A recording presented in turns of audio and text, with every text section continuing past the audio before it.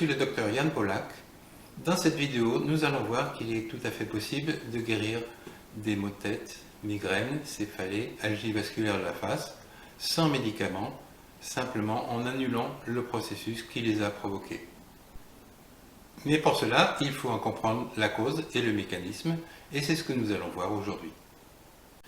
Cette vidéo, comme nos autres vidéos, s'adresse d'abord aux thérapeutes qui voudraient améliorer leur performance et rendre leur travail plus intéressant. Commençons par le vocabulaire. Le mot migraine est utilisé un petit peu à tort et à travers, car cela désigne théoriquement une hémicranie, c'est-à-dire une douleur de la moitié du crâne. Les autres maux de tête, qu'ils soient globaux ou localisés à une partie de la tête, seront appelés céphalées. Un cas particulier est celui des algies vasculaires de la face. C'est une forme particulière de migraine, heureusement assez rare. Contrairement aux autres maux de tête, les crises localisées à un œil et très intenses se font par salve.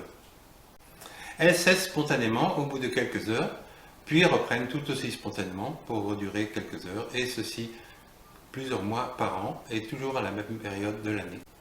Quelle que soit la forme clinique, migraine vraie, céphalée, algie vasculaire de la face, notre point de vue est que la cause est toujours la même. En effet, c'est toujours la manifestation vasculaire d'une cause musculaire. Mais pour comprendre ceci, il nous faut revoir quelques notions d'anatomie et de physiologie, souvent méconnues. D'abord l'anatomie. L'essentiel du sang veineux, qui sort du cerveau, est recueilli par des veines intracrâniennes qu'on appelle les sinus. Comme on peut le voir ici, tout ce système aboutit à un orifice pour sortir du crâne et rejoindre le cœur. Cet orifice est le foramen jugulaire, anciennement appelé trou déchiré postérieur. Il y en a un de chaque côté, bien sûr. C'est là que débute de chaque côté la veine jugulaire interne, qui, chacune, récolte 95% du sang veineux de son hémicrâne. Or, la veine jugulaire interne croise à mi-hauteur du cou le muscle homohyoïdien, auquel elle est reliée par un tissu aponeurotique, à l'endroit où ce muscle forme un angle. Ce muscle relie l'osioïde au bord supérieur de l'omoplate. Quand il se contracte, il comprime un peu la veine jugulaire, ce qui diminue le débit dans celle-ci. Ensuite, la physiologie. Pour que le sang circule dans le crâne, ici représenté par le cercle, et dans le cerveau, il faut bien sûr que la pression soit plus importante en amont qu'en aval. Les différences de pression sont toujours grandes entre l'artère carotide, les artères cérébrales et les capillaires cérébraux, mais les différences sont faibles entre les capillaires cérébraux, les sinus intracrâniens et la veine jugulaire interne. À ce niveau veineux, intra- et extracrânien, un ralentissement éventuel se propagera donc en amont, comme un embouteillage, menaçant l'apport en oxygène au cerveau. Si cette menace d'hypoxie est perçue par les récepteurs cérébraux, ils déclencheront un réflexe carotidien, c'est-à-dire une dilatation artérielle qui aura pour effet d'apporter plus de sang artériel riche en oxygène au niveau de l'hémicrâne concerné et éviter ainsi une souffrance cérébrale. Nous avons expliqué dans nos autres vidéos que les muscles toniques, ceux qui maintiennent les positions et les postures, peuvent être contracturés, c'est-à-dire contractés en permanence de façon réflexe. Or, le rôle du muscle homohyoïdien est de maintenir l'os hyoïde en arrière et vers le bas, en synergie avec le muscle stylohyoïdien qui le maintient en arrière et vers le haut. Sans ces deux muscles, nous aurions un profil en ligne droite entre le menton et le sternum, ce qui ne serait pas très esthétique. Comme tous les muscles toniques du cou, le muscle homohyoïdien peut devenir contracturé suite à son étirement brusque lors d'un choc violent et inattendu au niveau du cou ou de la tête, ce qui étire les muscles du cou, ou au niveau de l'épaule, puisque ce muscle s'insère sur le bord supérieur de l'omoplate. Rappelons les deux caractéristiques d'une contracture. Une fois installée, elle n'a aucune tendance à guérir, elle est permanente. Mais son intensité peut varier jusqu'à être cliniquement latente pendant certaines périodes et à se manifester suite à des facteurs aggravants qui augmentent le tonus musculaire. En cas de contracture du muscle homohyoïdien, la compression de la veine jugulaire interne qui provoque une diminution du diamètre de celle-ci, va avoir pour conséquence de provoquer une diminution relativement importante du débit dans la veine jugulaire interne. Ce ralentissement va donc, par effet d'embouteillage, se propager en amont vers les capillaires cérébraux, provoquant un ralentissement du sang à l'intérieur de ceux-ci. Ceci provoque une diminution d'apport d'oxygène au cerveau et se manifeste potentiellement par des signes de souffrance cérébrale appelés aura. Cette hypoxie touche le plus souvent l'aire du cerveau où il y a le moins d'anastomose, c'est-à-dire l'aire 17 du lobe occipital. Ceci se manifeste par des signes lumineux, des éclairs, etc., qui se produisent environ une demi-heure avant la crise de migraine. C'est ce qu'on appelait autrefois la migraine ophtalmique. Bien que moins fréquente, il peut y avoir des souffrances d'autres parties du cerveau. Mais même dans les migraines vraies, dans les 3/4 des cas, il n'y a pas de signe d'aura, pas de signe de souffrance cérébrale. C'est également le cas pour les céphalées ou pour les algies vasculaires de la face. Mais qu'il y ait hypoxie avérée ou simple menace d'hypoxie, les récepteurs du cerveau vont déclencher le réflexe carotidien dont nous avons parlé tout à l'heure, qui entraîne une dilatation de l'artère carotide pour apporter plus de sang artériel au cerveau, sang riche en oxygène. Et s'il y avait des signes d'aura ou d'autres signes de souffrance cérébrale, ceux-ci vont alors cesser. Mais l'apport augmenté de sang artériel se heurte au ralentissement du débit veineux à la sortie, qui est donc en quelque sorte bouché, ce qui provoque une hypertension intracrânienne qui se manifeste par une violente douleur.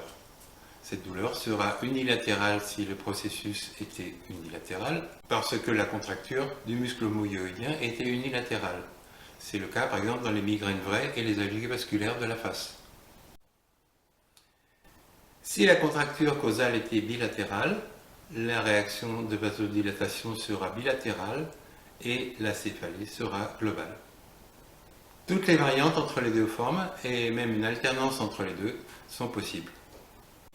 Il faut donc au départ une contracture qui s'aggrave temporairement parce que le tonus musculaire global est augmenté, ce qui peut avoir plusieurs causes, comme par exemple les modifications hormonales normales pendant les règles. Et tout ce qui a un effet vasodilatateur, comme l'alcool, peut également déclencher une crise. Une fois le tonus musculaire revenu à la normale, tout le processus que nous venons de décrire cesse et le mal de tête disparaît. On peut accélérer la guérison de l'épisode douloureux avec des médicaments vasoconstricteurs ou du café, mais ces remèdes augmentent la tension musculaire et donc préparent la crise suivante. Et ils suppriment la réaction du corps à l'hypoxie cérébrale. On peut se demander si c'est vraiment une bonne idée. L'hypothèse que nous venons de décrire est compatible avec toutes les publications fragmentaires sur les mécanismes de la migraine. Pour n'en citer qu'un, on a constaté que comprimer les veines jugulaires internes augmente la douleur de la migraine. Et surtout, l'hypothèse que nous venons de décrire est confirmée par le traitement de fond par myothérapie qui en découle. Notons qu'un autre mécanisme par perturbation du débit veineux d'origine musculaire est décrit dans mon livre, dont vous trouverez les références sous cette vidéo. Vous y trouverez aussi de nombreux éléments que la durée de cette vidéo ne nous a pas permis d'inclure, ainsi que des détails de l'étude suivante. Car pour vérifier notre hypothèse, une étude a été faite par le Dr Jacques Aguila, médecin myothérapeute et directeur du centre CCS à Bordeaux, en deux étapes, la première entre 1993 et 1999 et une seconde en recontactant en 2010 les patients traités. Cette étude n'a inclus que des patients répondant aux critères de l'IHS pour les migraines vraies, les hémicranies. L'étude, qui a donc duré 7 ans, a porté sur 249 cas, âgés de 8 à 73 ans, présentant en moyenne 3 crises de migraine vraies par mois, et ceci en moyenne depuis 20 ans. 25% de ces personnes présentaient des crises précédées d'aura. Avec 6 mois de recul minimum après la fin du traitement par myothérapie, et sans plus aucun autre traitement, 72% des personnes n'ont plus fait aucune crise alors qu'avant traitement, la moyenne était de 3 par mois. 14% ont été améliorés, de 30 à 80%, comme indiqué ici, et seuls 14% n'ont pas observé de changement. Il n'y eut aucun effet secondaire, et il a fallu en moyenne 7 séances réparties sur 3 mois. Un tiers des patients ont pu être recontactés 13 ans en moyenne après la fin du traitement, et il a pu être constaté que les résultats initiaux étaient stables. Ceci montre que la cause de la migraine est bien musculaire, puisque seuls les muscles ont été traités. Cet effet par la myothérapie est largement au-dessus de l'effet placebo et largement supérieur aux traitements médicamenteux de fond habituels, qui quant à eux ne peuvent pas être arrêtés, mais qui le sont pourtant souvent à cause de leurs effets secondaires ou de leur inefficacité. Pour les algies vasculaires de la face, une autre étude a pu être faite par M. Ponzio, kinésithérapeute, sur 67 cas, qui durait en moyenne depuis 10 ans, alors qu'il s'agit d'une pathologie heureusement rare, mais pour laquelle, comme pour les migraines, il n'existait jusqu'à présent aucun véritable traitement de fond. L'étude a montré 82% de guérison, 6% d'amélioration significative et seulement 12% d'échec. Rappelons qu'on appelle traitement de fond un traitement qui fait disparaître tout symptôme sans en créer d'autres et dont l'effet persiste bien après l'arrêt du traitement.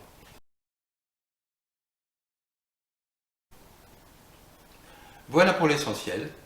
Pour en savoir plus, je vous invite à consulter notre site internet mentionné sous cette vidéo. Et si vous êtes kinésithérapeute, médecin ou ostéopathe, et que notre façon d'aborder les douleurs de l'appareil locomoteur ou les maux de tête vous parle, j'espère avoir le plaisir de vous voir dans une de mes formations pratiques.